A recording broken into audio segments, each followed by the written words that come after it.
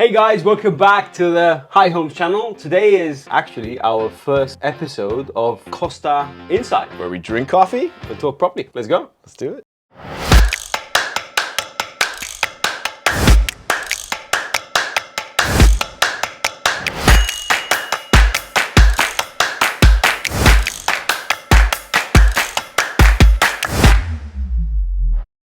First of all, for you guys which are new to the YouTube channel, don't forget to press the button, subscribe to our Hi Homes YouTube channel so we can keep you posted with content just like this, property news, property developments, and everything relative to Costa del Sol. So in these episodes, this being the first one, I'll explain a bit what we'll be doing. In every Costa Insight episode, we'll be talking about a few subjects which we think are relevant to you guys. We want you to be tuning in for news updates, everything that's happening on the property market here on the Costa del Sol. So what we're going to be talking about today is what areas are hot, what's not, what's coming up. Yeah. We're going to be talking rental license, rumors, rumors and things which are actually happening. And then we're going to be talking about our outlook in 2025, what we think the market's going to look like this time next year. You're always in the office, I'm always out and about with the team.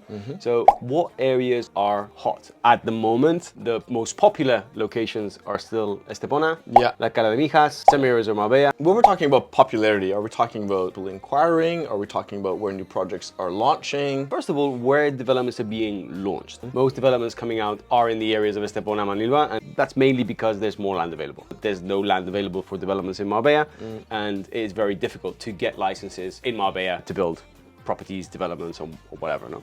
Speaking of Estepona and Manila, of the projects that have launched most recently, what are your favorites and why? I think it depends. It depends of what the client's after, and what I always tell the team when you come to me is, it depends what client's lifestyle is like. What they are used to and what they're looking for. We work with the entire Costa del Sol. I would recommend, Estepona for those people that want sort of a suburban lifestyle, want a lot of outdoor activities. If someone wants more of an urban setting, maybe areas like Fuengirola, Marbella, even golf lovers, maybe East Marbella. It really depends on the area. When you ask me what are my favorite developments, it depends on the stock. Like what people don't know is like there's all these developments and people just think there's always stock available in these developments. Developers don't want to sell out too fast, so they control inventory. So the inventory available in a development may change a lot of times during the year. So you might come to the market 1 month and that development hasn't got any inventory, does not mean the next month it won't be. Speaking of inventory, what happened with Nubai? Nubai? How do you pronounce it? Nubai. Yeah, that was a really bad miscalculation from the developer. It's an incredible development for those people who don't know about it. Beachfront Manilva. There's no beachfront releases, very few.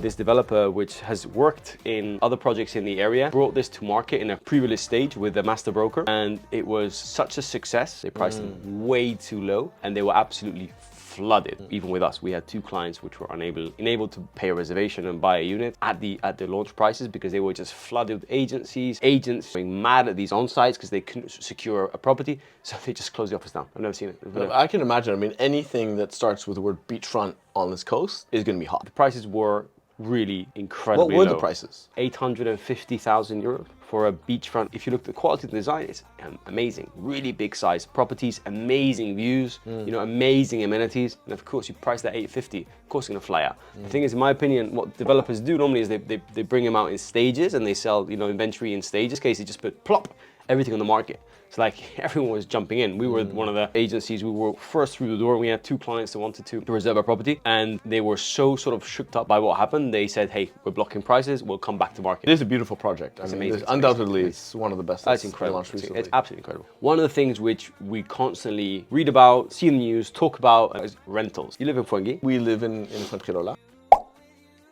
We have a long-term rental contract. We've read the headlines about something going on. Limitations. Limitations, short-term rentals. Something about 600 apartment buildings losing their rental licenses. I don't think people know what a rental license is. Rental license is called a VFT, a Vivienda con Fines Turísticos. It's a license that is expedited by the regional government of Andalusia, okay? And that allows you to expose your property on certain platforms. So does it mean that if you don't have it, you can't rent it? No, you can rent it, but you can't expose it in the same way. So you can't expose it on platforms like VRBO, Airbnb, right? You can rent it to people you know. You can rent it through people, through agencies that can't advertise them online. You can rent it long term. You can rent it for 6 months. No one in Spain can oppose to your right to your property. It's your property. You have the right to rent it. No problem at all. But people go, oh, I can't rent it. You can. You're just limited in exposure. So you can rent it technically, but also platforms you mentioned are the main platforms to gain exposure for renting your properties. 100%, yeah. So what's happening in Fuengirola? Fuengirola have communicated to the regional government of Andalusia to cancel the last 600 petitions of licenses. So 600 people which applied for license no longer will be able to get them. I think it's from February, more or less. People that have the license previous to 2024 seem to not be affected. Moving forward, if you apply for a rental license and your property's in Fuengirola, you will only be able to get that if you fit some strict requirements. So, you know, if your access is through a building and not an independent access like a villa, you won't be able to get a rental license. That's not the same in Marbella. The thing is, Marbella and Mijas are very different to Fuengirola. So we don't really see that happening in Marbella and Mijas. You don't see there potentially being a knock-on effect of what's happened in Fuengirola? I don't see that happening in Marbella. Fuengirola is like a cluster, urban cluster, right? And Marbella is a huge territory, massive terrain, sorry, and you have clusters of suburbs. It's very different. It's a lot bigger. Fuengirola is a small town, but people which are renting Airbnb properties are central properties, right? In Marbella, you know, a lot of the Airbnb business is not central Marbella. Airbnb short-term rentals might be Elviria, suburban east, suburban west. I don't see that happening. I also see like it is a source of income for a lot of people in the area, you know?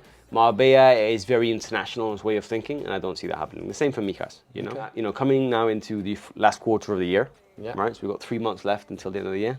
Time flies. No kidding. What did Mark say earlier? It's like, it feels like every day's Thursday. Every day's Thursday. Because the week just goes by in a flash. Outlook for next year. How do we see things next year? I think next year is going to be a very stable market. Upward trend. Property prices will steadily increase. We're not going to see any crazy things. I know, you know, firsthand that big developers are buying up land. There is still not enough property, not only for international buyers, but just for locals. We really have a lack of supply, and I think that supply is going to come in form of new development next year. In fact, we had a conversation earlier today with someone who works at a new development, saying that he was having a conversation, you know, the higher ups within his organization, talking about his job security. They're buying more land, they're planning on developing. Anybody in the industry or anybody who's afraid that there's going to be sort of a lack of supply on the market, I don't think that's the case. I mean, okay, there's going to be no new developments, or very few in the areas of Marbella, but for sure in the areas of Estepona and Mijas, there's going to be plenty to come. I'm in touch with a few developers which are buying land to build, you know, hundreds of apartments in the areas of Cerro del Águila, Mijas, a beautiful upcoming area by Cerro del Águila, West Estepona, East Estepona, so there's going to be plenty. Absolutely no problem at all. You know, when you're in the real estate game, you kind of get these insights into what's happening on a macroeconomic level worldwide, because all of a sudden buyers from certain countries start to flood into the market. I think what's interesting on top of that, the Costa del Sol is unique in that it seems to be the safe haven for people that otherwise maybe have issues in their home country. So 100%. Poland, then you have, you know, certain things that are happening in the United States. All of a sudden people want to park their money here.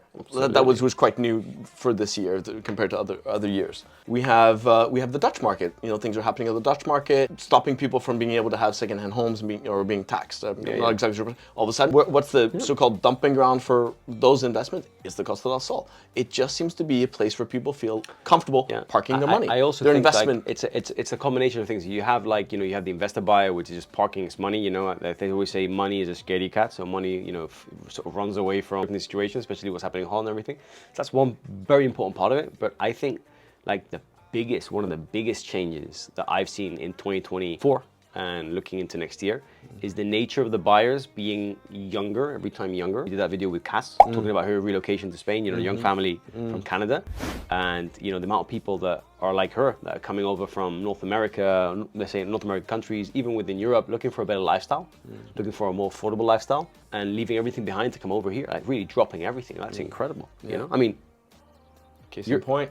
you are one of them. Like, here we go. I want a good life for my family. So I think that's going to continue into next year. So as a sort of wrap up, next year, you know, I think we're constantly going to have a steady flow of international buyers. Macroeconomics will determine if any new country pops up on the radar, but I think it's going to be the usual suspect, usual nationalities. Mix of relocation buyers, investment buyers, and holiday homes. I think we're looking at another good year ahead. I think so, 100%. Yeah, we've had a good year this year, and I think that's going to continue into next year. So I think the way we can sort of wrap this one up, being the first one, if you are new to the channel, click the subscribe button so we can keep you posted. If you press the bell, every time we publish a video like this one, you'll get notification. Most importantly, guys, if you have any questions that you'd like us to discuss or any question you'd like to answer, get in touch, comment, and we'd be really happy to answer those questions for you guys. Until next time, hasta luego. Good chat. Yeah, it's a good chat.